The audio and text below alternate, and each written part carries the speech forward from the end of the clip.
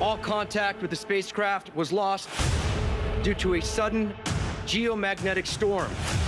In the middle of all that chaos are Hen and Athena. What do you guys think is going on out there? The end of the world. Buck says he didn't want to go. Was he being truthful? And do you think his answer and how he feels about that would have been different if Bobby was still alive? I do think he's being truthful. I think he says that in an environment where he is being his most honest self. I guess he doesn't like to fly. News to me about Buck, but I like it. I think it's more a case of if Bobby was still around, then Buck wouldn't be pretending that he wants to go. I think him wanting to be a part of those conversations and him wanting to throw his name into a hat is much less about space itself, and it's much more about just wanting to feel like the 118 is doing something together, wanting to be included in those conversations. So yeah, it's not that his feelings on whether or not he wants to go to space will be different, but I think the way he handled it and how honest he is with the others about if he wants to go to space or not might be different had Bobby been there. So Hen and Athena are heading up to space at the end of the premiere. And then the trailer shows there's this geomagnetic storm that looks to cause chaos for them and also in LA. So how are those in LA like dealing with that? And like how are they like handling trying to help those in space? Is there anything they can do? It's not really within the 118's abilities to help them in space, but there are other people down on Earth and characters within the show that can offer a little bit more to try and help that situation. And the 118 are having to be the 118. They're taking care of the chaos that is pretty widespread because of the events in space, and there are plenty of people down on the ground that are going to end up needing help, and in kind of classic 911 style, the most bizarre ways you could possibly imagine. And it looks like Harry's with them. Yeah. His mum is up in space and he's obviously feeling a little unsettled by that. So there's opportunity to maybe start to encourage him and help him in a way that distracts him from the fact that his mum is up in space and possibly dealing with some new elements.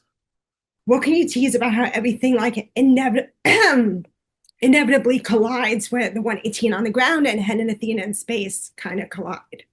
Yeah. The events on Earth and the chaos that they are having to deal with very much linked, obviously, to what's happening in space. It's a direct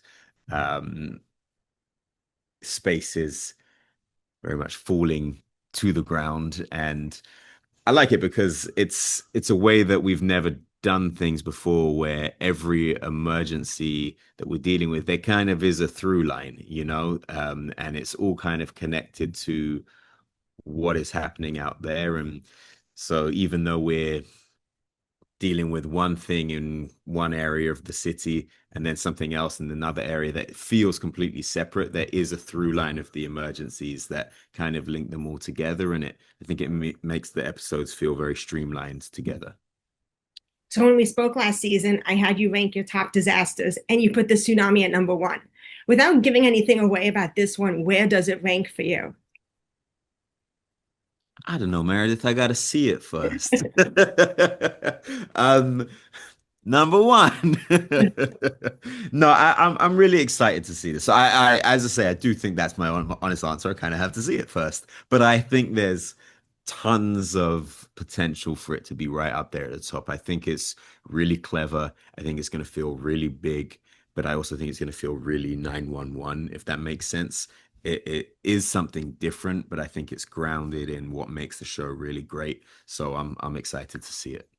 So the premiere opens up with that dedication and the fire station being named the Robert Nash Memorial Station. Talk about filming that.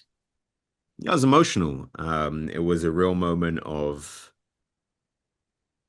clarity in the sense that this is the show now. It is different here, but it was also kind of beautiful, and it was honoring obviously Bobby Nash on the show. But I think anytime we have a huge scene like that with all the characters and a scene of that nature, we're honoring Pete as well and what he meant to us. And so yeah, it was a mixture of emotions. It was sad, but it was also a celebration of him, and I really hope that it comes across like that, and that, you know, we are paying tribute to everything that they both were to the show.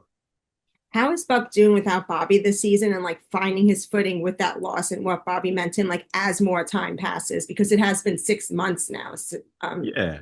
picked up. You know, I think it comes and goes. I don't think you see it having too much of a negative effect in the first few episodes, but then there is an episode later on in the season where you do start to see Buck get really in his head about it again. So I think it's going to come and go. And, you know, sometimes it's going to come in really sad ways and sometimes in slightly strange ways. So yeah, I think it's always going to be present. It's just not always going to be obviously at the forefront of his head, but it's there and it's going to influence things forever.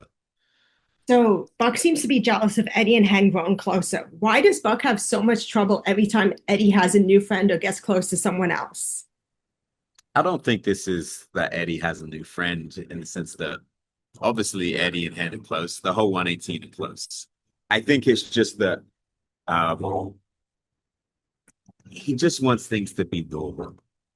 You know, we're talking about him adjusting to Bobby or the loss of Bobby. So now it's just that something else is different. Something else has changed. And I just think he wants to cling on to everything that he knows and kind of keep that as close to his chest as he can. And this is just another thing that he has to adjust to.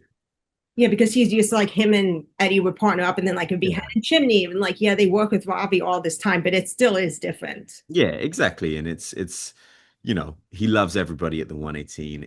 It's just something new that he has to adjust to. Yeah, especially because this is Hen, like his friend for years. He knew Hen before he knew Eddie.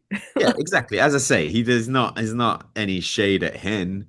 It's just that it's not what he's used to, and he's in a vulnerable place still. So he wants things that he knows to be true. So for Bi Visibility Day, you said on Instagram that you're hoping to hammer home the point that bisexual men aren't just too scared to come out as gay. How are we going to see that as part of Buck's story this season?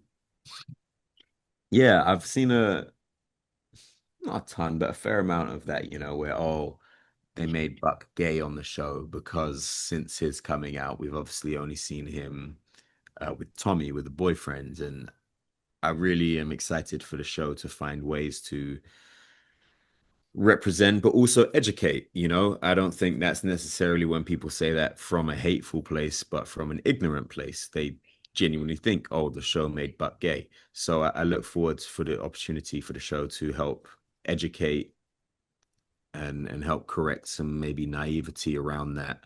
That no, it's not that Buck's gay. He's bisexual, and that yeah, the show will, as I say, find ways to lean into that are fun and don't feel like a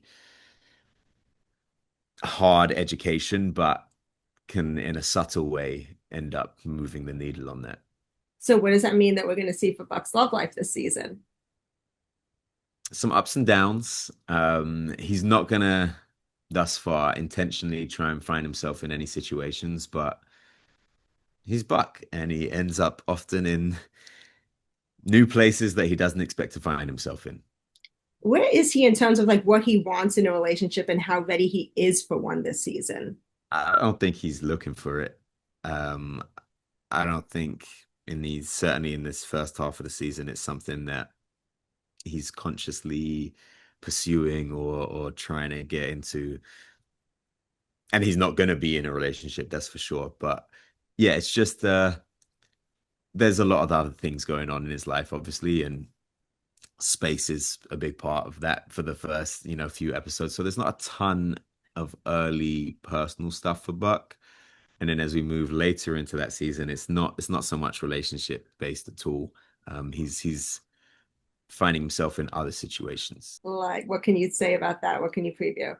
I think he is figuring out how he can best honor the lessons that he was taught by Bobby, and whether he's in a position to help pass those on to others. And you know, he's obviously not a captain or anything like that, but can he still show up in a leadership role for those around him? Buck ended last season looking for a new place to live. What can you say about like how he feels about his living situation this season? Yeah, I think he's in a really good place. So he has a house. He has a very Buck house. I think is a really good place for him and much more lived in, much more character than his old apartment that we used to, spend seasons in. So yeah, I'm excited for it. And it's just nice for me as well to get to experience Buck in a new space, you know? Oh yeah, okay, so that's where the bedroom is, that's where the kitchen is. Uh yeah, it's a really nice house, and I think people will like Buck within this house. It feels like that's helping him settle into who he is, which is like more important than like anything with like relationship or even like a career move at this point. Yeah, he's in a house now. He's out of an apartment, he's into a proper house. Where does a whale swallowing a person and then said person being on a video call inside the whale rank in terms of wildest emergencies for you? Um, it's for sure up there. I don't know if it's the most wild we've ever done. I think it's very on brand for 911. So yeah, it's right amongst it. So Chimney's interim captain, and you told me last spring that Buck's all for him being in that role. Is there anything coming up about making that permanent or bringing someone else in? Like, are there any conversations about that? Yeah, I know that, as the season goes on, there's going to be obviously a move to solidify who the captain is. And there's going to be ups and downs. And, Chimney does a really great job as interim captain. And he's going to find himself in a place where he's unsure of what he wants next as well. But yeah, that's stuff for later in the season for sure. How would Buck feel about someone else coming into the firehouse and taking over as captain? Because it's one thing for it to be one of their own, but for someone new to come in and take Bobby's position, that would be tough, right? Yeah, for sure. And it will be, if it does go in that direction, I think it will be interesting to see, because when we've had people step in before, it was like Gerard, where obviously there was already a lot of negativity. So it would be interesting to see if somebody new was to come into that role. Are they able to come in and win over the 118 from their base of clean slate? With whom does Buck have the most significant conversation coming up? He has a really lovely scene with little baby Bobby in the premiere, where I just think he gets to be honest and open and has no fear of retaliation or being judged or needing to be validated or anything like that. He's able to just spill, and I think it's a nice thing to get to find yourself in those situations or those environments where you can just let it out. And after premiere, anything quickly you can tease? I think there's some fun storylines with Ravi coming up. There's some scenes with Harry that I think are really fulfilling for Buck, and it was really nice to get to work with Elijah, who obviously him and Corinne have joined the show as season regulars now, which is really great. Corinne coming back obviously as series regular. And yeah, it feels nice to have them around.